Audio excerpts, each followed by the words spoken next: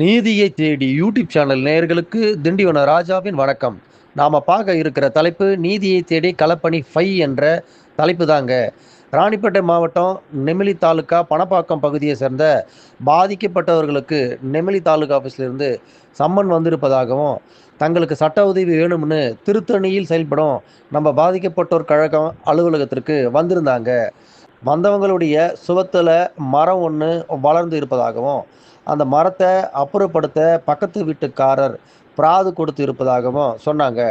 உடனே நாம் அவங்களுக்கு மரம் பக்கத்து வீட்டுக்காரர்களுக்கு தொல்லையாக இருந்தால் எடுத்து தான் ஆகணும், ஆனால் நெமிலி தாலுகா ஆஃபீஸுக்கு நாங்கள் வரோம்னு சொல்லிட்டு கடந்த 7/8/2025 நெமிலி தாலுகா ஆஃபீஸுக்கு போயிருந்த காணொலியை காட்டுறோம் பாருங்கள்.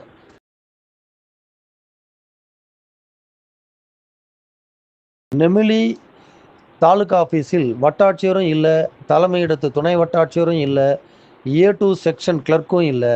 இவங்க இல்லாத காணொலியை காட்டுறோம் பாருங்க.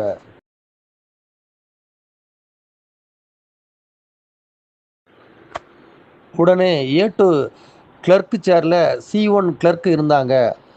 அவங்கள பார்த்து விவரம் கேட்டதற்கு தெனாவட்டான பதில் சொன்னாங்க. அவங்க அடையாள அட்டை அணியலை, வேலை நேரத்தில் செல்ஃபோன் வேறு பேசிகிட்டு இருந்தாங்க.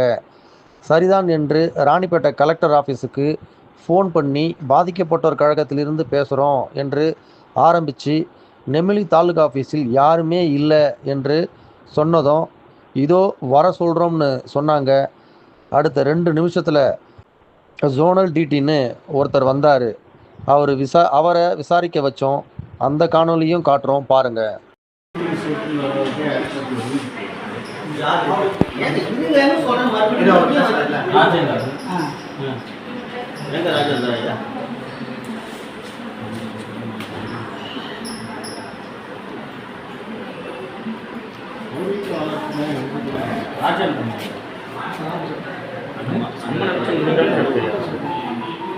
யார் யாரெல்லாம் தெரியாதுங்க, நீ சொன்னீங்கன்னா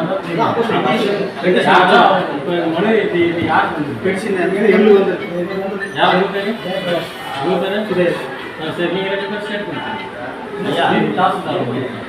ஸ்டேட் என்ன சொல்ற, என் வீட்டு இல்லை எனக்கு சொல்லுகிறார்.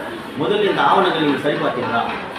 அவருடைய தானா, மரம் அவருடைய தானா, அதை என்கிட்ட எதுக்கு சொல்லி நீங்க நீங்க என்ன ஸ்டேட்மெண்ட் கொடுத்தீங்களோ கொடுங்க.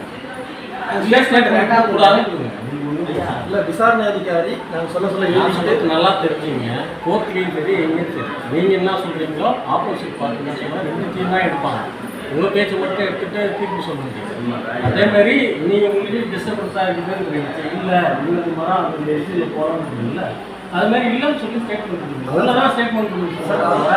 நீங்கள் இப்படி தான் கொடுங்கன்னு யாரும் சொல்லுங்கள் சார். அதுதான் சார், அதாவது அரசியல் சாசனம் 51 ஆவணப்படி ஒரு கிடங்கு சார், அரசு ஒரு கிடங்கு என்ன கிடங்குன்னா, விசாரணையை நடத்துகின்ற அந்த அதிகாரி போர்ட் சைட்லையும் கூப்பிடும்போது அரசியல் சாசனம் 19 மட்டும் நாங்கள் வாக்கு பண்ணுறோம். நீங்கள் பதிவு பண்ண பிறகு நீங்கள் எழுதுனாங்க, நான் சொன்னது எழுத கரெக்டாக கேட்கும் ஓகேங்களா? அதாவது நீங்கள் எழுதுங்க, நாங்கள் பார்த்துக்கலாம். இதில் அவ்வளோ தூரத்துக்கே இடம் இல்லை சார். இதில் அவ்வளோ தூரம் போகிறதுக்கே இடம் இல்லை சார். இவர் சொல்லியிருக்கிறாரு, என்னுடைய வீடு, என்னுடைய சோழர், என்னுடைய மரம் சொல்லிக்கிறாங்க. இந்த ஆவணங்கள் நீங்கள் முதல்ல சரி பார்த்தீங்களா? நீங்கள் திருப்தி விட்டுறீங்களா? அதன் பிறகு தான் எனக்கு நீங்கள் சம்மன் பண்ணணும். அது அந்த புகார்தாரருடைய உரிமையே கிடையாது. பிரச்சனை வந்து அவர் சொல்கிறதுக்கு அவர் உரிமை, நீங்கள் அதை அவர் அப்புறம் தான் எங்களுக்கு சம்மன் பண்ணணும். ரைட்டுங்க, விசாரிக்கிறதுக்கு உரிமை இருக்கா இல்லையா? விசாரிக்கிறதுக்கு உரிமை இருக்குது. அப்புறம் அதனால தான் நாங்கள் சொல்கிறோம், இது விசாரிக்கிறதுக்கு நீங்கள் எங்களுக்கு விருப்பம் இல்லை அப்படின்னு கூட கொடுத்துட்டு போங்க. உங்களை கம்பல் பண்ணி யாரும் ஸ்டேட்மெண்ட் கேட்கலையே. எனக்கு விருப்பம் இல்லைங்க இது ஸ்டேட்மெண்ட் கொடுக்குறதுல 2 பேர் எழுதி கொடுங்க. சார், நீங்கள் வந்து இது முறையாக அவருடைய ஆவணங்களை சரி பார்த்தீங்கன்னா இந்த அழைப்பாணிக்கே அவசியம் இல்லை. அதனால தான் நாங்கள் சொல்கிறோம், நீங்கள் அந்த அழைப்பாணிக்கு சரி பார்த்தீங்களா? ஆவணத்தை சரி, இந்த புகாரில் பார்த்தீங்கன்னா சார் அப்போ தான் அது சீட்டுக்காரங்க அப்படியே லீவு ஒன்று அவங்க தாசில்தார் இது மழையினால ரெண்டுத்தையும் ஒரே மாதிரி காம போடுங்க. அதனால் நான் ஃபோன் பண்ணி சொல்லுவாங்க. சரி, ஒத்தி வைக்கிறதால ஒத்தி வைக்க சொல்லுங்கள். எங்களுக்கு வந்து வீண் அலைச்சல். நீங்க என்ன பண்ணணும்னு நினைக்கிறீங்கன்னே தெரியல. வந்து அதுல வந்து இதுவா பேசுறீங்க. சம்மன் அனுப்புனீங்க, என்ன விருப்பமோ அதை முதல்ல செஞ்சுட்டு நீங்க போங்க சொல்லல. சார். நாங்க வந்து கம்பல் பண்ணலையே சார். உங்களை வந்து இது மாதிரி பண்ணுங்க அது மாதிரி பண்ணுங்கன்னு யாருன்னா கம்பல் பண்ணாங்களா? சார் ஒரு சம்பளம் சம்மன் தந்ததுக்கு பதில் எழுதி கொடுங்க. என்ன நீதி கொடுக்கணும்? என்னன்னு எழுதிட்டாங்க. சம்மன் எதுவுமே தெரியாம அப்ப எப்படி சார் சம்மன்? எங்களுக்கு அதுக்கு சம்மந்தம் இல்லைன்னு எழுதிட்டாங்க. எழுதிக்கிங்க நாங்கள் கைதான் சரி அவங்க எடுப்பாங்க. நான் அதான் சொல்லிட்டேன்.